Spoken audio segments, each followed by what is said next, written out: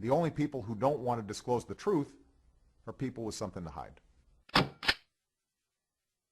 Believe that there are millions of people across this nation that are just patiently waiting, supporting you, Mike Zullo, the cold case posse work. But they're pretty much helpless. They cannot push this issue. They cannot force this issue. They cannot bring this issue to a conclusion. And they believe and know that really you and Zullo and whoever you can enlist at the congressional level and court level, you guys are the only ones that can bring this issue of the Obama fraud document to some type of legal conclusion. And so I'm telling you, Sheriff Joe, there are millions of people. They may be kind of quiet, but they're following this, and they're watching this, and they're praying for you guys, and their fingers are crossed, and all the other good luck dances that they can do, because they understand, as I believe I understand, how powerfully important this is to the constitutional republic in which we live. So tell us just a little bit about this 21-month criminal investigation of the Obama document fraud. I mean, when this was all first brought to you, you were kind of skeptical. I mean, you thought certainly that the document that the president presented could not be a forgery or a fraud. Isn't that correct? Well, by the way, if there's millions of people out there, I wish they would come out and start talking about this and let the media and everybody else know that's how you get things done, right, through politicians. I don't see any politicians helping me, but nobody wants to touch this. The media, I never seen a cover-up like this, and I knew the Watergate characters. I've been around a long time. I know. And I never seen anything like this. But I'll tell you, the Tea Party, about 250 came to my office. Not all of them. They have petitions. And they asked me as a sheriff to look into it. Now, what do you do when you're the sheriff and the constituents come to you and say, Sheriff, we want you to look into this. We have evidence. So I had to make a big decision. Do I throw it in the wastebasket like everybody else does? Right. Or do I look into it? I decided to look into it. But I had to give myself a little credit because I knew they really would go after me if I used taxpayers' money. So I have 3,500 volunteers called the posse. They have authority once I swear them in. Right. I have a cold case posse. So you know what? Mike Zullo was head of that cold case posse, so I mobilized him to do this. Right. So they can't get me for spending taxpayers' money, although I could. Right. But so I got by with that one. And when we had our first press conference, all I said is, Mr. President, show me your birth certificate, your microfiche, because this has been in the news prior before me looking into it. Yes. And that's all I wanted. I wanted to clear him of this. But it didn't happen. So we did an investigation. It's been almost 21 months. Mm-hmm. And there's no doubt that it's a fake forged birth certificate. I mean, you don't invite a government. I mean, if that was you with a fake document, you'd be in jail tomorrow. Oh, yeah. How do you get this done? I mean, we got a potential criminal violation here. And we're still working it. Well, Sheriff, you know what you got to do is take it to Eric Holder. I mean, that's what you're supposed to do. Well, I mean, that's what you're supposed to do. Me in court. Yeah, I know. So maybe we'll, you know, he does my thing and I'll do his. I know. But you know, that's a little difficult right now because you know where it's going to go. Yeah, Congress is the best place. I've been trying to get it to Congress, but nobody wants to talk to me. No senators or anybody else. I can't believe this. We got a guy, Steve Stockman in Texas, that's expressed an interest, so maybe Mike Zullo and him can get together and do something with this. Right. And speaking of Mike Zullo and Stockman and everything else you just said about the investigation now, explain to people, because I know there have been a lot of questions about this, not so much on my show or from folks that listen to me, but around the nation. I've been on blogs and on Facebook and YouTube and various places where these people talk, and there have been some questions about what authority does Zullo have in this. But explain to the people how Zullo's authority derives from you and how Zullo is a legitimate law enforcement officer, and so you are the one who authorizes him to speak at the Constitutional Sheriff's Association, for example. You're the one that authorizes him to go sit down with Congress people and expose this criminal investigation to them. So he has that full authority from you. Am I right? Explain that to the folks. Well, once again, I mentioned the posse. Under the Constitution, I, the sheriff, can swear in private citizens and give them authority when I mobilize them. I do that all the time. We go after deadbeat parents and dope peddlers and everything else. I have 500 posse men and women who carry guns. Right. So I have that authority. They operate under my authority. They are covered by the county for any liability. The only difference is they don't get paid. Right. They furnish their own airplanes and everything else. Right, right. But Mike Zullo, of course, has a law enforcement background, and he is the lead investigator duly authorized under your authority for this cold case posse and this Obama fraud case, correct? That's correct. Okay. So when he spoke at the National Constitutional Sheriffs and Peace Officers Association conference out in St. Charles, I mean, that was under your authority, correct? Yes. I usually show up every year to talk before that group. I didn't do it this time because I got a broken arm in 3 places. Remember, yes. He was nice enough to go there and to discuss what he could discuss, this criminal investigation, which we had gone public twice.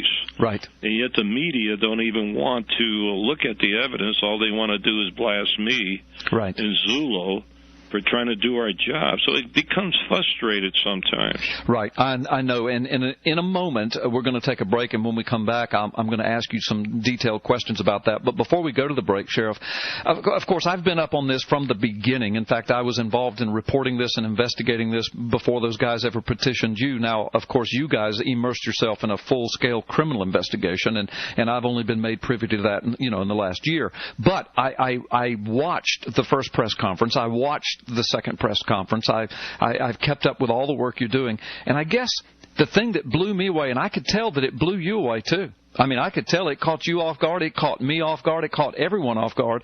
The few press people that were there, at the end of it, after you present this magnificent piece of criminal work that was courtroom ready, and you present it, I think it's for an hour and a half to the press, the idiotic questions they asked. I mean, they were asking you questions like, well, what authority do you have to investigate our president? I just about fell out of my chair. Actually, we're not really investigating the president. In fact, the president should thank me, because we're trying to clear up a fake document, his birth certificate. Right, with his name on it. Thank you, Sheriff. Catch these guys. Right. But no, that's never going to happen. No, I'm not going to get any thanks or invited to the White House. No, and I think I know why. And you said in that very first press conference, you said all of this will go away. Mm-hmm. If Obama and or his attorneys, whoever, his representatives, would just turn over legitimate, verifiable microfilm documents, it will all go away. Here we are 5 years down the road, and no one has turned over anything verifiable to you, correct? That's right. Yeah, that's absolutely amazing. Well, folks, listen, you are listening to Freedom Friday with Carl Gallup. Sheriff Joe Arpaio is our special guest. And Sheriff Joe Arpaio, our guest this afternoon. Sheriff Joe, let's just jump right back into this. We've only got 6 or 7, 8 minutes left. I want you to have as much time as possible. For our audience, isn't it true that new evidence, new information continues to come in to you and to Mike Zullo concerning this Obama fraud document case? I mean, just recently, it's my understanding, I know you can't give us the details, but you got some pretty powerful information that came your way. Isn't this so? Well, I think one important situation, Trump and everybody's talking about this. This is the first law enforcement agency that ever looked into this situation. And, document examiners are very important. We've had others, but now we picked up one this court recognized, so I think you got to take his word that this is a phony document, and we got so much evidence. But we're still doing it. We haven't given up. And what am I supposed to do? Here's a law enforcement official that has information about a criminal offense. If I throw in the wastebasket, well, I'm covering up. If I give it to somebody and nobody wants it, I got a problem. Yeah. So we'll get through it. Yeah. I'm going to tell you something political-wise. There isn't a consultant in the whole country that would ever advise the candidates to take this on. No one. And I just ran for office my 6th term, and this came up.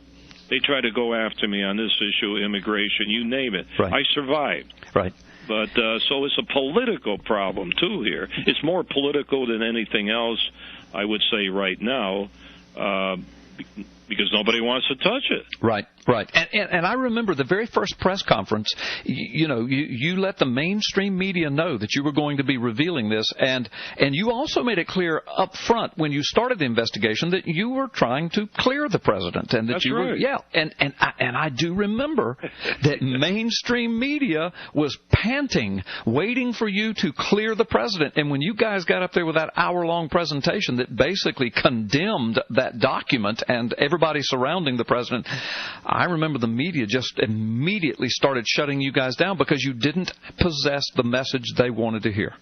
No, the big boys, too, in Washington TV, they don't want to touch this.